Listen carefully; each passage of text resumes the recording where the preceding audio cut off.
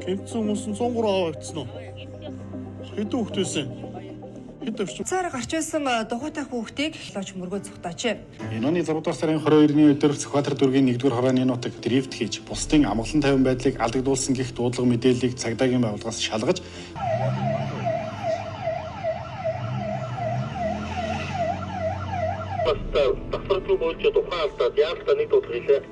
За нэг дуудлага авлаа.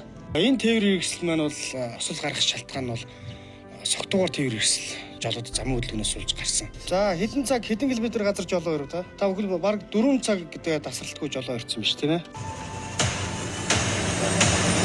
Чиний машин зогсож штэ. Зам дээр зогсож байна. Бохирч ингээ эмнэлэгт очиж хэмжээг уухаар нас өнгөрсөн мэдээлэл тэмдэрсэн.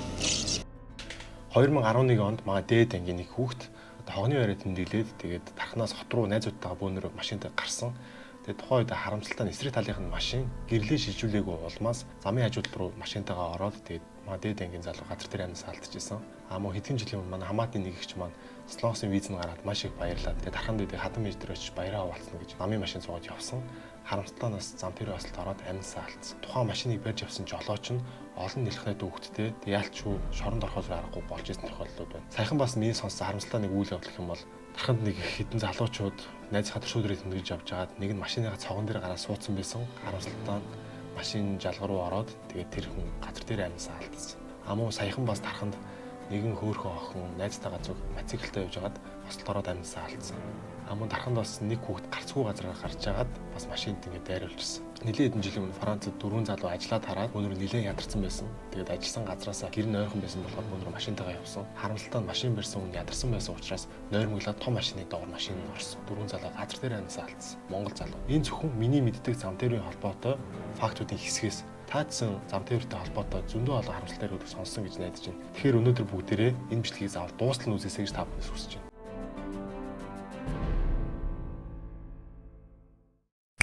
Өчтөр буюу 2025 оны 7 сарын 25-ны өдөр Завхан аймгийн Нөмрөг сумын нутагт автомашин холдож хүн нас орлоо гэх дуудлага мэдээлэл цагдаагийн байгууллагад иржээ. Шалгахад хувийн эзэмшлийн Subaru маркийн тээврийн хэрэгсэл замын хажуураа онхолдож зоршиж явсан 12 болон 18 настай 2 хүн амнасаа алдсан хэргийг Завхан аймгийн Тосон Цэнгэл сумын сум дундын цагдаагийн хэлтээс шалгаж байна гэж цагдаагийн байгууллагаас мэдээллээ. Иймд иргэд шөнө оройн цагаар машин барьж явахдаа болгоомжтой сэрэмжтэй хурдаа тохируулан дөрмийн дагуу явахыг зөвлөж байна гэсэн ийм харамсалтай хэрэг саяхан гарсан байна. За энэ нэг бичлэг байна. Чиний машин зогсож штэ. Зам дээр зогсож байна. Баруун шахаа зогсож. Би шалгаад тахлаа. За амрыг ирж болооч. Шүүш түмэн жаргалаа. За буугаад ирэж та. Машин чи яасан бэ таны? Харин машин фото нэг төвчлээ. За хизээ өдөр чи вэ? За осны зогсны тэмдэг байна тань.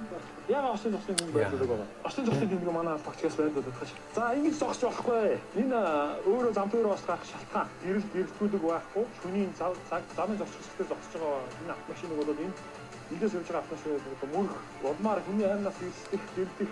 Яа, замын тэг голд ингээд зогссон биз дээ. Шүнд машинтаа явж байгаад тэгэж ямар ч анхаарал тэмдэг байхгүй заяа. Би түрүүний тохирол өсвөл ийм аюултай. За хурдхан шиг энэ аймаг руу холбогдоод сэлбэрээ захиалах. Осны зогсны тэмдэг энд тавь. Тэгээ чи өдгөө зогсвол тэгээд аюулгүй байдлыг хангаж авахгүй бол аюултай машин ингээд зогсож штэ шөнө орой угсаа. Бархан араа энэ бол за энэ бол их зөв нэг жишээ заяа. Энийний араас энэ бол зам дээрх гай гэж бол хэлж болно. Яагаад гадлаад энэ ослын гурвалжин чинь хүн болгонд байх хэвээр бүгдээрээ дүрм журмыг бол замын хөдөлгөөний дүрм чинь цусаар бичигддэг дүрм гэдэг бүгдээрээ хизээш мартаж болохгүй. Энэ бол арай бас санаас. За дараагийн имжлэг үзье. За хэдэн цаг хэдэн километр газар жолоо өрөө та? Та бүхэл баг 4 цаг гэдэг тасралтгүй жолоо ирсэн биз тийм ээ? Нэг ядарсан үедээ бити тээвэр хэрэгсэл жолоо дороо заа юу. Бас замдаа буугаад биеийн чилийг гаргацдаг байгаараа. За тэгээ хурдаа тохируулаарай. За болгоомжтой өрөө. Хоёр бол аюулгүй байдлаа бүрэн хангацсан байна шүү дээ. Тэгэхээр та хажуугийн болон арын зорч нарын аюулгүй байдлыг бас бүрэн хангаж хөдөлгөөн зорилцох үүрэгтэй учраас аюулгүй байдлыг насаадар хангаж явна шүү. За нэг хідэн анхааруулах зүйл байна жолооч тань. За тээвэр хэрэгслийн хурдыг тохируулж яваарай. За одоо арын зорчийн аюулгүй байдлыг хангаж яваарай. За гүйц төрүүлэх үйл хийхдээ өөрийн болон бусдын аюулгүй байдлыг бүрэн хангасан нөхцөл гүйц төрүүлж өгүүлэхээрээ заа юу. За тэр хүүхдийн аюулгүй байдлыг хангаа бүсийн хүслүүжээ хөдөлгөөнөө өргөжлүүлнэ. За одоо таны машин тээвэр хэрэгсэл зайлшгүй байх шаардлагатай. За энэ бол цагдаагийн байгууллагын зүгээс тээврийн цагдаагийн албаны зүгээс бол иргэдэд одоо сануулга дүрм журмын талаар танилцуулж байна. Тэгээд сая бол харахад бол арын хүүхдүүд бол хүүхдийн судалгүй явж байна. Гэхдээ яг ганц 2 ч юм уу хэд хэдэн тохиолдолоор ингээд зүгээр явчих болно. Гэхдээ энэ зам тээврийн хост гэдэг чинь биш үү те. Ерөөсөө гинтийн момент дээр болдог заяа.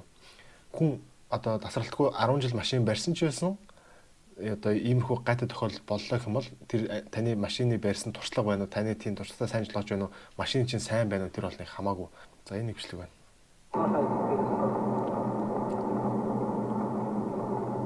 За гүйц төрүүлж байна. Нуртлын бүрүүс. Яа.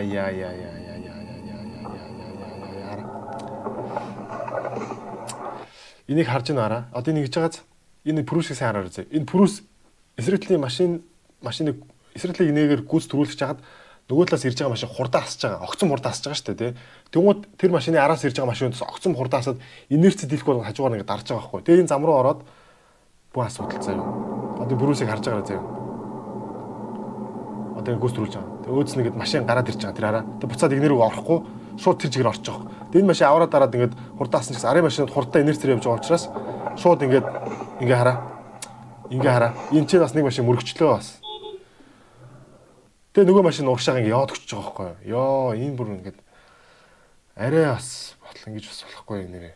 Ганц амтай шүү дээ хүмүүсээ. За энэ тээврийн хэрэгсэл маань бол осол гарах шалтгаан нь бол согтуугаар тээврийн хэрэгсэл жолоод замын хөдөлгөөнөөс суулж гарсан ослын одоо энэ машин байна. Одоо энэ тухайн зам тэр ослоос суулж одоо газар дээр 2 хүн насарсан.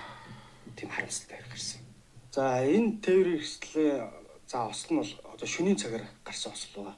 Том оврын автомашинууд нь ардаа нэг гэрэл ойлгохчгүй арын гэрэл төхөө бүрэн бус одоо зайлшгүй зогсолт хийгээд ингээд ослын зогсолтын тэмдэгт байрлалаагүй ингээд зогссноос шалтгаалаад энэ шөнө өрөө хараа энэ үнд хамгийн сайн ихний бичлэг дээр гардаг нэг замын гол зогссон байсан ачааны машин байсан шүү дээ тий. Яг тэр шиг тохиолдсон юм зэрэг ямар ч тийм хараа үзэгдэх орчин байхгүйгээр очиод ингээд шууд очиж мөрөж гарсан. Йоо ингэж болохгүй манайхаа. Тэр бол нэг хүний аймнаас гээд хохирсон. Йоо хүний аймнаас хохирсон гэж шүү дээ. Яг ихний бичлэг дээр гарсаараа замын тэг голт нэг зогссон. Араас ирэл мөрөглөө. Энэ ноцтой зам дээр ослоо. Замын хөдөлгөөний дүрм бол амьдралын дүрм гэж үг байдаг. Замын хөдөлгөөний дүрм зөрчих юм бол миний ард харагдж байгаа машинууд амьдралаараа хохирох ийм нөхцөл байдал алхам тутамд та бидний иргэн тойронд байгааг өнөөдөр би та бүхэндээ сурвалжлан хүргэнэ. Йоо, харамсалтай юм аа нэр ингэж болохгүй нэр бас амар шүү. За нэг дуудлага авлаа.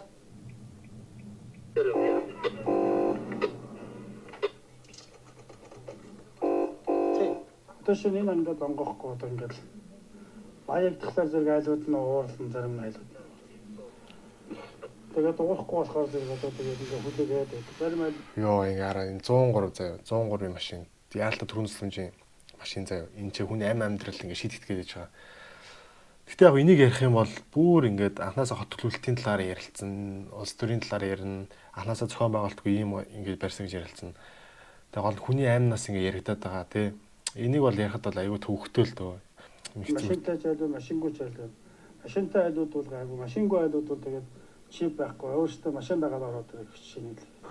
Одоо ингээд баг ирээд ингээд 5-6 минут болж байгаа хгүй юу? Тэгээ тухайн яг татсан хүн өдөр бол одоо баг аманд аюултай ингээд байдал нөхцөл байдал үүсгэр ингээд ингээд болчихж байгаа хгүй юу?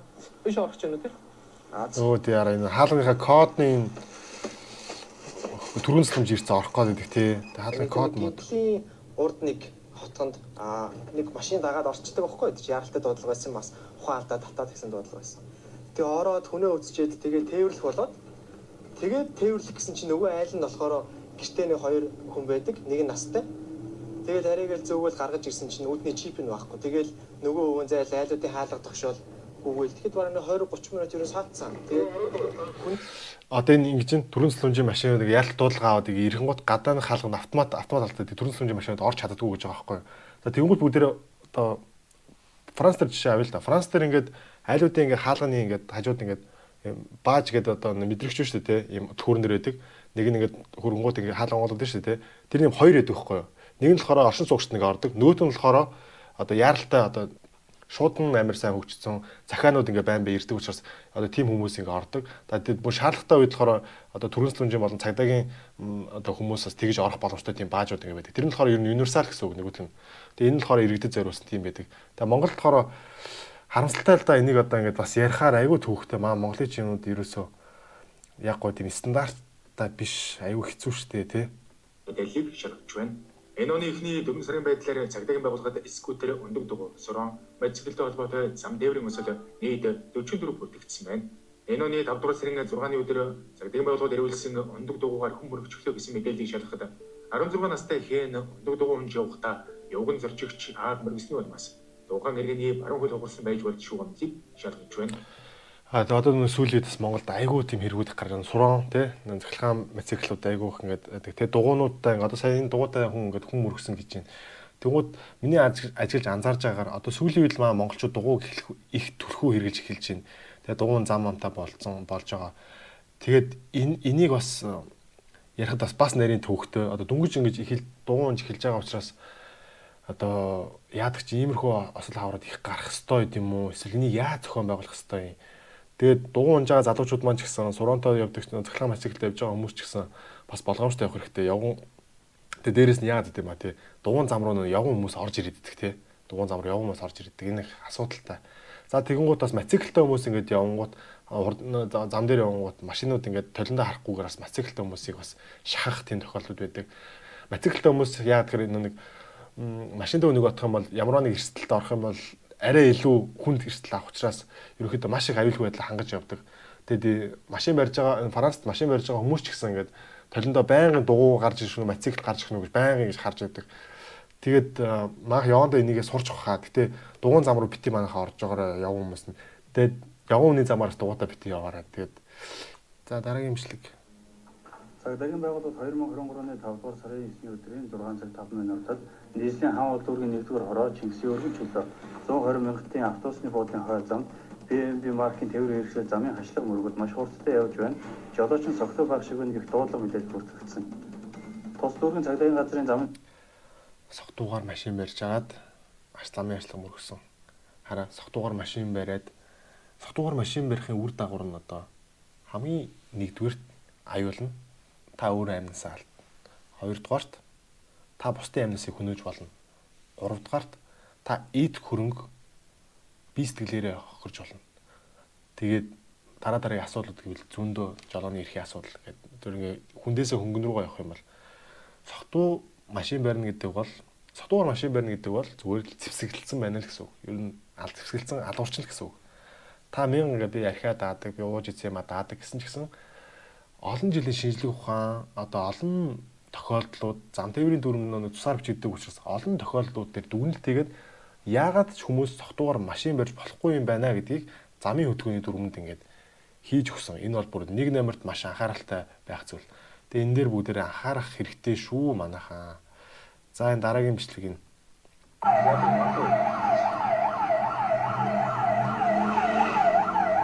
За энэ 2587 гэдэг машин. Яра энэ ингээд маяка асаацсан түрүүний машин ингээд дуудлага аваад ингээд явж хахад энэ машин оруулахгүй ингээд шахаад байгаа байхгүй. Ийм амиа утсаараа энэ машин дотор төрөгж байгаа их ч юм уу, юу юу цус алдсан залуу ч юм уу, одоо мэдгүй юу ч хийж болно заяа. Магадгүй таны ойрын хүн чинь ч байж болно. Та зүгээр тийм сэтгэлээр одоо энэ төрийн албаны хүмүүс тэгж хандаасаа манайхаа согтуу жолооч бол ослын зэвсэг зайнараа. Яа. Энэ харамсалтай манайхаа. Одоо энэ бичлэгэн дээр бичигдсэн л хэдэн тохиолдолд байгаа боловч бичигдээгүй маш олон зам тээврийн хаслууд байгаа шүү дээ манайхаа. Энэ зүгээр наазах нь. Энэ одоо ямар сонин та гэрлээ шилжүүлж болдгүй юм хта. Тэг ингээд зорчих хэсгийн ингээд нэгдүгээр өгнөд тавьчихсан. Аваараа татсан. Энэ одоо тэгээд хол дээрээ тавьсан ингээд байгаад юм. Ингэж болохгүй. Хин нэгэн чам руу гэрэл гэлбууллаа гэж чи буцаагаад өөр бусад хин нэгэн рүү гэрлээ гэлбуулж болно гэсэн үг биш ээ. Өөрчлөлт чамаас эхлэв шүү. Чи бусад руу гэрэл гэлбуулахгүй бол бусад хүмүүс чам руу гэрэл гэлбуулахгүй болж хичнээн хүн ер нь ингэж энд чинь тийм үстэй. Одоо залуусаа энэ зам бүгдээрээ замын хөдөлгөөний дүрмээ ягш дагаж мөрдөж маш болгоомжтой сайхан наад шүү. Гэрэл шийдвэрлэх асуудал заа. Гэрэл шийдвэрлэх. Одоо ялангуяа Монгол шиг зам муутай улсад бол гэрэл шийдвэрлэх гэдгийг дүрмийг бол маш сайн ойлгож байгаа хэрэгтэй. Дээрээс зам руу ч юунууд орж ирдэг. Амьтдууд одоо үхэр мөхөр адуу мад орж ирдэг. Тэгээ яа тийм одоо би гэхдээ одоо ингээл тэрхий ингээл нэг амар өөрөө нэг сайхан юм шиг нэг тийм яриад байна л да. Зарим үед ингээ яг дүрмээрээ явж хахад нэг үдцэн жолооч төр байдаг шүү те. Өзг гэрэлтэй нэг би бүр санаад ах юм бүр амар том гэрэл ингээ тавьчихсан заяа. Тэгээ бүр тэр авиг тусах гэж зүгээр тэр авиг шууд өглөө болж байгаа юм шиг заяа. Шүний явжсэн чинь. Тим гэрэлтэй хүмүүс ингээд хүмүүнийг хорлоод ч юм уу яа тийм те. Яг ингээд бүр юу ч харагдахгүй. Гэрэл нь ингээд. Тэгээ би ингээд тэр хүний хажуугаар яаж өнгөрснөө мэдэхгүй ингээд зөржсэн тийм тохиолдол байгаа байхгүй. Маахан гэрлээ шилжүүлэхийг сураарай. Шууд дохоогоо орж ингэж орж үнийг авчих байхгүй наа чи ингэж. Дохоод орж өөрөө шүү. Тийм шүү дээ. Өргөөгүй. Торомдоо гисгэд уур торомдоо. Энд харж байсан шүү дээ би ингэж. Саунд эффект одлайн төв харалтаа энэ хүлэгс 500 маш ямар тохиогүйгээр давхар цагаан шугам давж дайрч ороод дугуйтай залууг мөргөөд нь ашиглаа.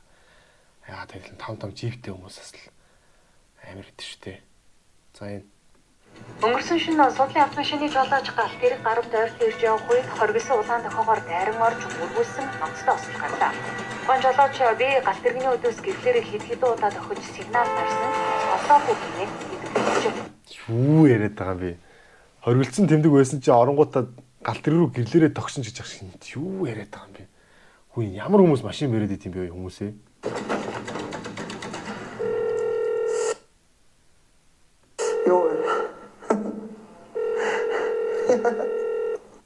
Үгүй мөргүүлчээл тэгэл хийж ань насаад их гэж л ярьж штэ чи юу ч юм. Юу ч чи өөрөө энэ хараад дүрм журмаа баримтлаагүй байхгүй ойлгож байна. Чиний энэ алдаанаас болж эн чинь улсын бүх ажил гэж хойш нь болж штэ. Өө тэр улсын ажил хэлгээл том ярьж. Яа за одоо энэ галт тэрэгний зам саатна 1 минут 5 минут хэдхэн минутаар саатдаг цаана асар их мөнгө яригдчихэдэг заяа. Тэгээ тийм учраас шүү дээ те одоо энэ галт тэрэгний тоочгнууд ингээд ойрхон ингээд байдаг шүү дээ. Ер нь бол нэг холгүй байнга дээр замаа эргэжидэг те.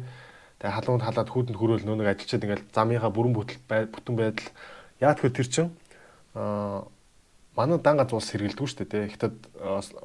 Хятад Орос одоо манай хоёр том хурш тэрнгээр маш олон ачаа тээвэр логистикийн асуудлууд явагдаж байгаа. Тэгээд ганц нэг юм одоо энэ сонин жолоочны улмаас тэр минут цаг хоцрох цаана давхар одоо яа тийм тосч авах ажилчид ч байт юм уу тэр замыг нэг сэргэж оруулах өөр богоо орох байсан нэр цаг нь хоцроод ингэж солидох зам дээр ингэж зэрэгцэх мэрэгцэх гэдэг энэ бас давхар ингэж яригдана. Энэ зам тээврийн юм зөндөө яригдчих. За энэ явган зорчигчийг тээврийн хэрэгслээр мөрөхгүй амьд үлдэж болох хамгийн дээд хурд нь 30 км/цаг. Тээврийн хэрэгсүүд өөдөөсөө мөргөлтөхөд дотор нь сууж байгаа жолооч зорчигч амьд үлдэж болох хамгийн максимум хэд вэ? 70 км/цаг биш. Тэгвэл орон нутгийн замын бүх хурдыг даал болгох хэрэгтэй байхгүй юу? Хүн нас барахгүй байх зүйл нь юу юм бэ гэдэг, хурд нь ямар юм бэ гэдгийг тогтоогоод энэ аюулгүй хурд гэдгийг тогтоосон байна. 80 болгосноос болоод тэнд нас орж байгаа гэсэн үг байхгүй юу? Тэгэхээр бүгд даал байх хэрэгтэй. Манай дээр 80-аар явж болох хамгийн анхны замд орхины зам л болж. Яг тэгэхээр өөдөөсөө мөргөлдөх осол огт гарах боломжгүй болж. Хоёр усгалтай болчихсон тий. Тээврийн хэрэгслийг хажуунаас нь мөргөхөд, уулзар дээр, гарцсан дээр мөргөхөд дотор нь сууж байгаа жолооч амьд үлдэх магадлалтай хамгийн хурд нь 50 км/цаг байхгүй.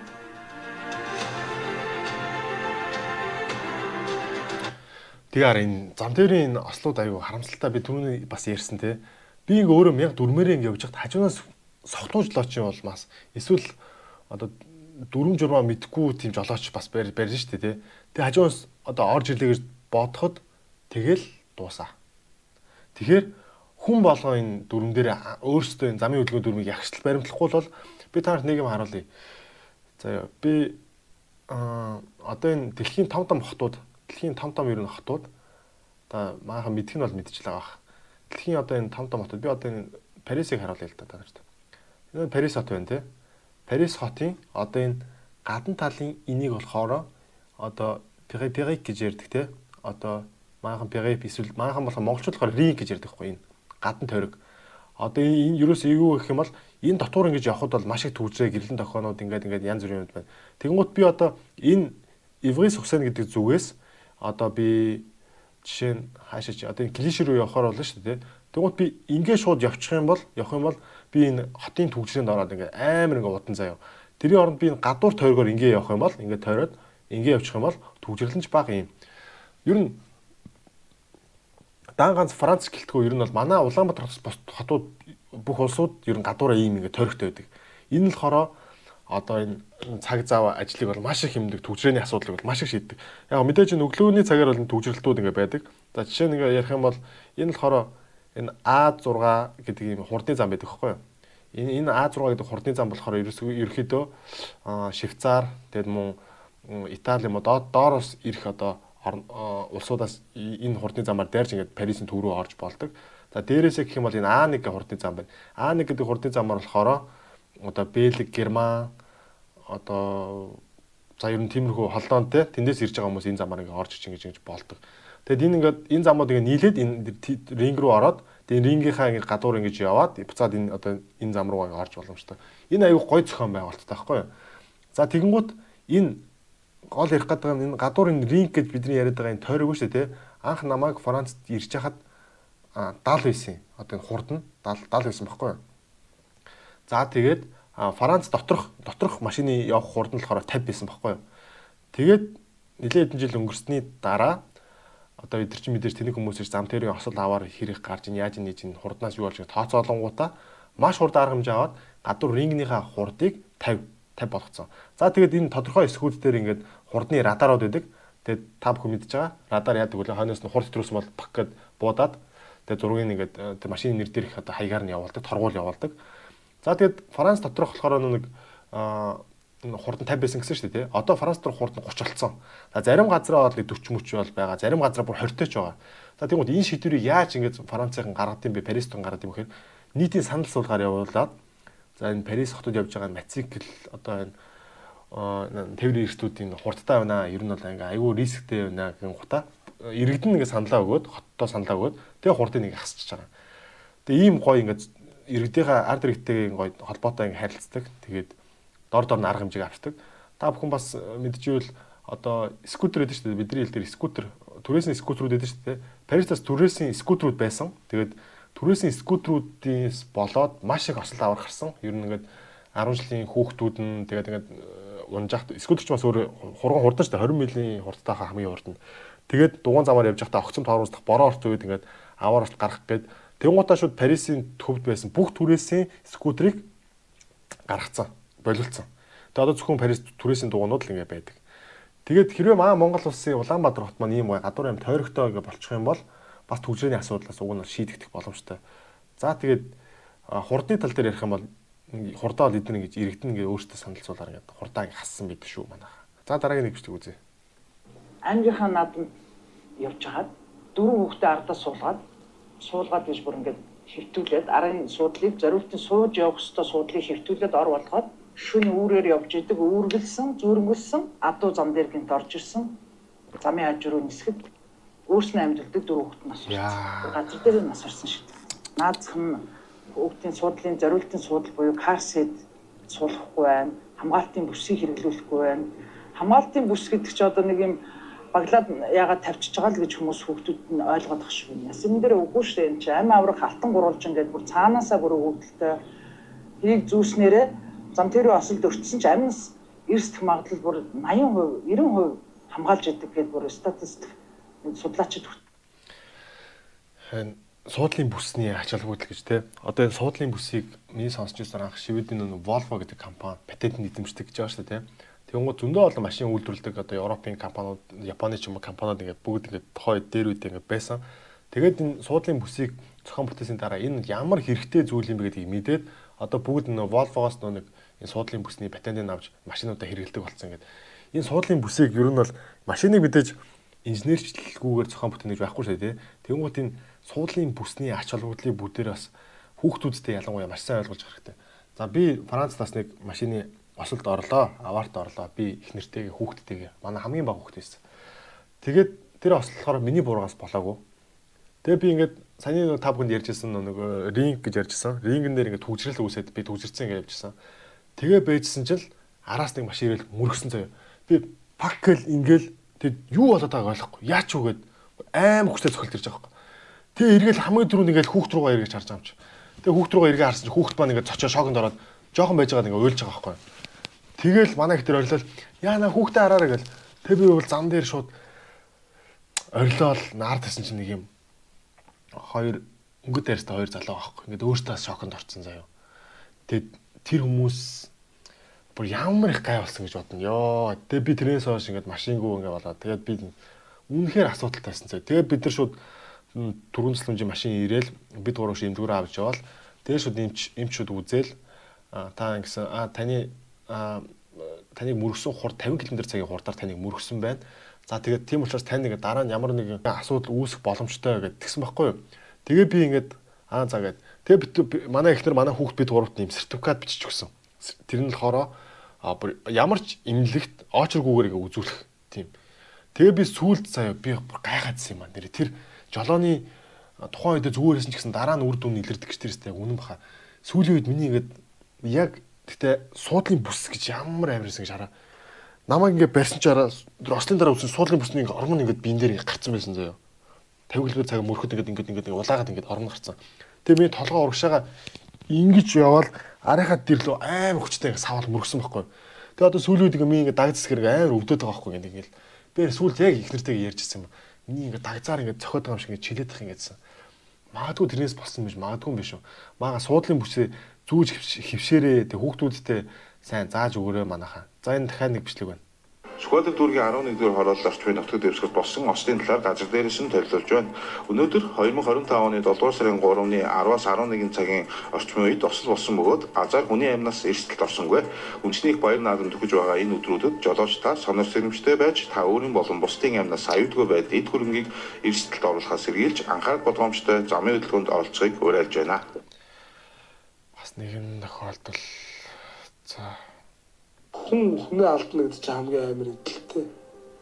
Тийм учраас яг тийм нөхцөл байдал дээр л тухайн хүнийг тайвшир гэж хэлж чаддгүй юм бэл. За хотоос гадагшлаг хөдөлгөөн мэдээд ихсэж байгаатай холбогдуулан хурдан дээр хяналт тавьж байна. Анхаарал ажиллаж байна, урд хэмжээнд ажиллаж байгаа даа. За амрыг ирээ. Ямар ч тийм хамгаалтгүй явж байна гэдэг чинь өөрийнхөө хайртай хүмүүсээс одоо гэр бүлээсээ уушлахгүй байгаад хамгийн зөв л байхаа л гэж би ойлгож байна. Аюул саадаг. Өстой үнэ, өстой зөв хэлж байна да. Яг үнэ шүү, өстой нэрээ. Яалтчгүй тэгээд дүүшгээ хүүхдийг тэгээд газар дээр нь тийм байдалтай байхад нь хамгийн түрүүнд очиод эцэг эхчүүд нь тэгж мэддэгнэ гэдэг бол угаасаа тийм амаргүй. Эцэг эхчүүд нь хэрэг хамгийн түрүүнд надаас суучих. Та уцаар ирсэн цагтаа юу манай хүүхд таана байна гэх. Тэгээ ер нь бол хурд итрүүлэх, дээрээс нь замын хөдөлгөөний дэмийг барихгүй байх юм тоглоом биш дээ бас. Сайхан нэг болсон хүн гимцэн дуудлаган дээр очиход насан туршийн хүүхдүүд аавынхаа машиныг аавынхаа эзгүүтэн төлхөөг нь авч гараад хурд итрүүлж хагаад чалга руу орсон осол дээр очиж ирсэн юм аа. Хамгийн түрүүнд дуудлага нэрээд би хамгийн түрүүнд очиж хэвийн газрын үзлэг хийгээд тэрийн газрын хамгаалалт авч явах. Нэг хүүхэд нь газар дээр нас урцсан. Тэгээ дотроо дөрвөлээ явчихсан. Аав ээжүүд рүү залгаад одоо нас орсон гэж хэлж чадахгүй олбогчлоо. Тэгээд эцэг эхчүүд нь араас 20 минутын зайтай 30 минутын зайтай ирээд миний хүүхд таана гэж надаас асуухад тэр мөчл хамгийн эвгүй байсан. Жишээ нь тухайн хүүхд нь одоо хүний хамгийн хайртай охин байх жишээний тий хүний сайн хань байх жишээний хүний аав ээж байх жишээний тэгээд залгаад ингээд танаа хүүхд ингээд зам тэр бас толбогчлоо та ингээд ирээд бид нартай уулзаач гэдэг. Манайхаа энэ нэрээс ямар харамсалтай юм бэ бүгдээрээ энэ дээр анхаарья бүгдээрээ дүрм журмаараа явъя манайхаа төхөө. За сайн байцгаана уу. Би нэг юм ярихгүй болохгүй нэ. Он гараад эхний 5 сарын байдлаар 10,000 гаруй зам тээврийн осол гарснаас 1,000 гаруй нь согтуугаар үлдэгдсэн гэж. Энэ осол их тоо шүү. Аялал амралт гэдэг бол архитлт биш шүү дээ манайх. Архи уусан үедээ хизээч битгий жолооны ард суугаач гэж би уриалмаар. Хайртай хүмүүсийн чинь амнаас, бусдын амнаас ид хөрөнгө таны л гартай. Хүн харамслаа гэд цаг хугацаа хизээч эргэж буцдаггүй. Тийм болохоор та бүхэн маань болгоомжтой зорчоор хизээч битгий согтуугаар тээврийн хэрэгсэл бариарай. Энэ зугнайтын аялал зугаатай сайхан байх болтугай. Баярлалаа. Өөрөөсөө өвдөө моцыг л унчаад гэж ярьцлаа өгсөн гэдэг шиг үлдсэн. Хүнээс хүн хүнээс үнтэй төмрийн хог гэж байх уу? Өөрөө дүүл өөрөө юу үсгээд баярхаад байгаа юм уу? Өөрөөсөө үнтэй мотоцикл унсан гэж хэлдэг юм. 20 саяын ч хүрэхгүй амьтай. 10 саяын ч үн хүрэхгүй амьтай. 20 саяын ч үн хүрэхгүй сэтгхүүтэй. 10 саяын ч үн хүрэхгүй ухаантай. Ийм хүмүүсийг би өөрөөсөө үнтэй мотоцикл унсаа гэдэг байна. Аимшигтай хурд хүчтэй буюу 800-аас дээш cc мотор унж байгаа тохиолдолд хүн 100 км цагийн уртаа унахад амьд үлдэх магадлал хийвч байна. Өөрөө мотоциклгаа ун хүрэхгүй сэтгхүүтэйгээр эмнэлгийн машины хажууд хурд хүч өгч хаацлах, орон сууцны хороолд унтж байгаа нялхсууд хөгчдүүдийг шүн тавуудуулж эле болоо олтон сочоож хаацлах тэ эсвэл хаацалчаад ийш тийш хоёр тийш гараад намаахын хаарч иргээд өөрөөсөө өнтөө мотоцикл унчаад тэгээд тэр мотоциклаараа бусдын өмнө гахуулах гээд тухайн бодит түүнийг хүн тоохгүй байна шүү дээ. Хинч тоодгүй. Энэ бол зам тээврийн осол биш. Энэ бол уралдаанд орж явах үеийн осол мотоспортод маш сайхан спорт. Гэхдээ энэ гудамжинд хэрэгжилжлэхгүй. Жижигхэн тооцооллын буруугаас хурдвал дахин үржигдээ. Тэгээд энэ дээр бол одоо алдаа гараад энэ аваар гисэн байгаа. 17 оны 5 сарын 13-ны өдөр Монголын Бартат замын бааха 200 гэж уралдаан байдаг. Тэр уралдаанд орж явах явцдаа би аваарт орсон. Тэгэд ер нь бол монгол хүн хөлөг морой нас унтаад морой муултгүй шүү дээ. Тэгэхээр яг тэрнтэй адилхан би энэний дараа тэрэгэн дээр суучаад машинад хэрэгээр солилцоод амьдралынхаа алхаж явах хүүхдүүдэд тэрвэрх тэр хүч чадлыг өвчтний ороор солилцоод тэгээд миний бодсон юм бол би эрсдлээ тооцоогүй л байсан. Хүүхдэн таалагдахгүй бол тэгвэл хүүхдээ яадаг нэг өндөр уулан дээр гараад түлхчихгүй дээ. Заавал скутер авч амь насыг хурлжих ямар шаардлагатай. За нотлон би энэ ярамгийн зам дээр нэг залуу мотоциклтай том ачааны одоо нөгөө бетон миксер давхиж байгаа шахаад аваачаад нөгөө хөлөө тасдсан зам дээр хөвтчихсэн. За би тааралдаж яг хуу цусын тогтоож өг түргэн дуудаагүй тэр залуу зүгээр цусалдал өнгөрчих байсан. Ингээ өрөөсөө өлгүй болсон. Хайрын сайхан залуу. Гэхдээ одоо яг ядаж өрөөсөө өлгүй.